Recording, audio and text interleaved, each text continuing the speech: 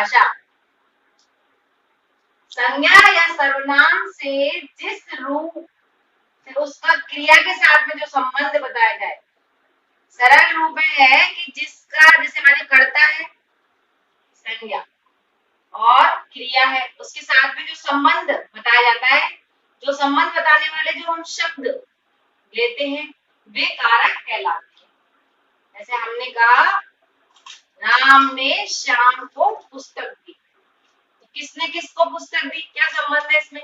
राम ने श्याम को पुस्तक दी, तो ने और को कारक चिन्ह है। कारक के 8 भेद है। कर्ता ने कर्म को करण से संप्रदान के लिए अपादान से अलग होने का भाव, यानी एक से आता है अलग होने के लिए, पेड़ से पत्ता गिरा। संबंध काके की और रारे री, मेरा मेरी मेरे, ऐसे अधिकरण मैं पर, संबोधन हे अरे ओ। अब हम इनके जो सब कारक चिन्ह है इनके उदाहरण सहित हम विस्तार से इसको पढ़ेंगे। कारक के भेद। राम ने श्याम को पुस्तक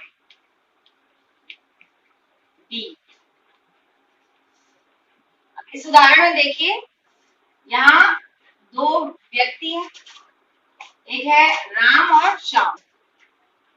तो यहाँ राम संज्ञा यानी कर्ता है और ये जो श्याम है वो यहाँ किसका काम कर रहा है, ये ऑब्जेक्ट है। यहाँ ये संज्ञा, ये क्या है, कर्ता। ये एक ने और को, किसने किसको पुस्तक दी, इसमें 2 कारक चिन्ह है, ने और को। कर्ता ने किसको दी, कर्म को। यहाँ अब ये कर्म है ना कि कर्ता। काम कौन कर रहा है, राम। राम ने पुस्तक दी है, तो यहाँ कर्ता राम है और ये है कर्म। तो 2 क्लियर हो गए, कर्ता ने कर्म को, ठीक है।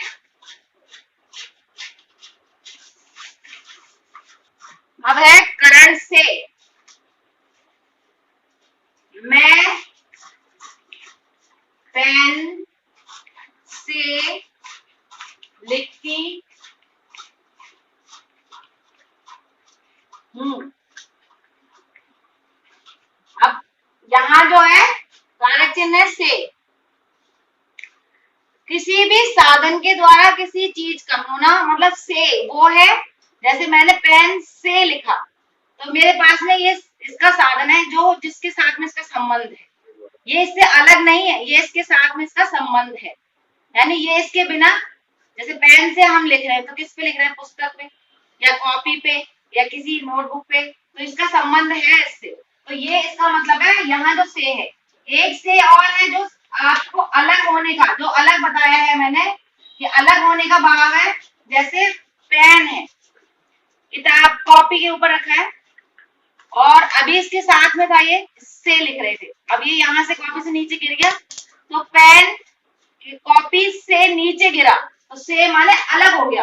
अब उसका उससे संबंध विच्छेद हो गया, इससे संबंध अलग हो गया। यानी से, एक से तो आया जुड़ने के लिए, यानी संबंध स्थापित यहाँ हुआ कि साथ है वो दोनों, यहाँ उससे अलग हुआ, तो एक से उससे अलग होने के लिए और एक से उसके साथ। जो करण वाला है वो ये है जो साथ, और अलग होने वाला अपादान।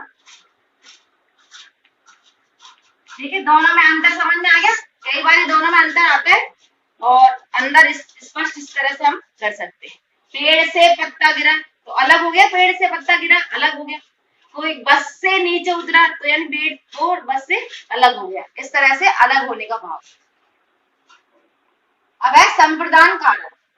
संप्रदान कारक में हमेशा ध्यान रखते हैं जो कर्ता होता है वो किसी को जो चीज दे रहा है या कोई भी चीज जहाँ देने का कार्य हो रहा है वो उसे वो हमेशा के लिए देता है, यहाँ उसे वापस उसे मिलने की कोई उम्मीद नहीं होती। वही जो हमेशा के लिए दे दी जाती है या जो दान कर दी जाती है ऐसी चीजों के लिए हमेशा संप्रदान का प्रयोग होता है। सेठ ने गरीबों को मिठाई दी। अब यहाँ पर कर्ता ने कर्म को, ये भी तो कर्ता ने कर्म को, वहां कर्म को, यहाँ कर्म को नहीं है। सेठ ने गरीबों को दी है मिठाई, तो ये क्या किया उसने, उसका दान है के लिए, गरीबों के लिए। किसके लिए दिया? गरीबों के लिए। यहाँ वाक्य में के लिए भी हो सकता है और को भी हो सकता है, ठीक है। यहाँ समझ आना चाहिए कि चीज हमेशा के लिए देते हैं। जैसे गरीब में सेठ ने कंबल बांटे, तो गरीबों के लिए बांटे होंगे सर, किसी के लिए, मतलब किसी निमित्त के कोई कार्य जैसे कर रहा है, किसी के लिए कोई कार्य कर रहा है, वहां उसे संप्रदान कारक का प्रयोग करना होता है। आपसे पूछा है कंबल किसके लिए? गरीबों को। किसी मान लीजिए संत को दे रहे हैं, या किसी को भी, हम एक व्यक्ति को भी दे सकते हैं, ग्रुप को भी दे सकते हैं, तो वो काम तो हमेशा के लिए दे दिया गया, जहाँ दान कर दिया गया वहां संप्रदान कारक। संप्रदान के बाद अपादान, जो कि मैं आपको बता चुकी हूँ, अलग होने के बाद में, जैसे पत्ता पेड़ से गिरा, अलग हो गया। पेन, अभी जो हमारे पेन से लिख रहे थे, पेन कॉपी से गिर गया, या यात्री बस से उतर गए। इस तरह के उदाहरण जो अलग होने का भाव है, वो जहां से आता है वो आपका अपादान है। अब है आपका संबंध कारक। संबंध कारक में संबंध बताया था दो व्यक्तियों के बीच। जैसे हमने कहा किसकी किताब है, ये किसकी किताब है, ये किसका पेन है, तो का के की, हमने कहा के की।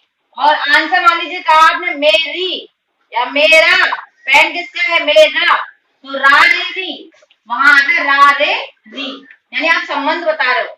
यह किसका घर है, यह मेरा घर है, ठीक है। इस तरह से आपने का के की यहाँ संबंध बताया है। राधा की पुस्तक,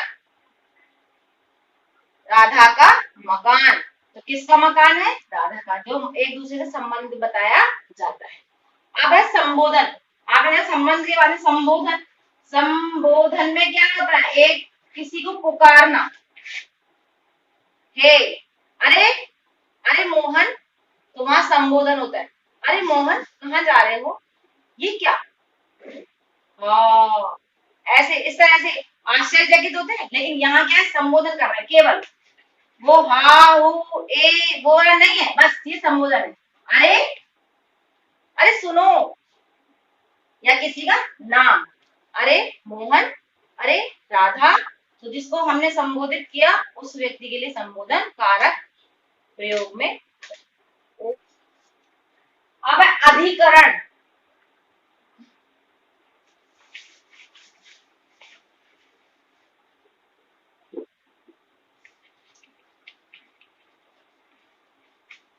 अधिकरण में क्या होता है, मैं और पर।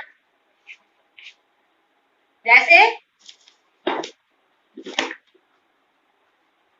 ये देखिए, ये उदाहरण है, पेन किताब में रखा है या कॉपी में रखा है, तो यानी अंदर है, इसके अंदर रखा हुआ है, आपको भले दिख रहा नहीं है, लेकिन अब कॉपी में यानी आपकी जो चीज हो गई वो अंदर है इसमें, तो मैं उस शब्द के लिए, जैसे इंग्लिश में होता है इन, है ना, तो मैं, और एक होता है इसके ऊपर कोई चीज है, पर, किताब के ऊपर रखा है, ठीक है, ये ऊपर रखा है तो पर कहते हैं ना, किताब पर पेन रखा है, ये वाक्य हो गया। या किताब के ऊपर पेन रखा है, ठीक है। मैं और पर, इस तरह के जो शब्द हैं जिनसे मैं और पर से जुड़े हुए कारक हैं, वे अधिकरण में आते हैं।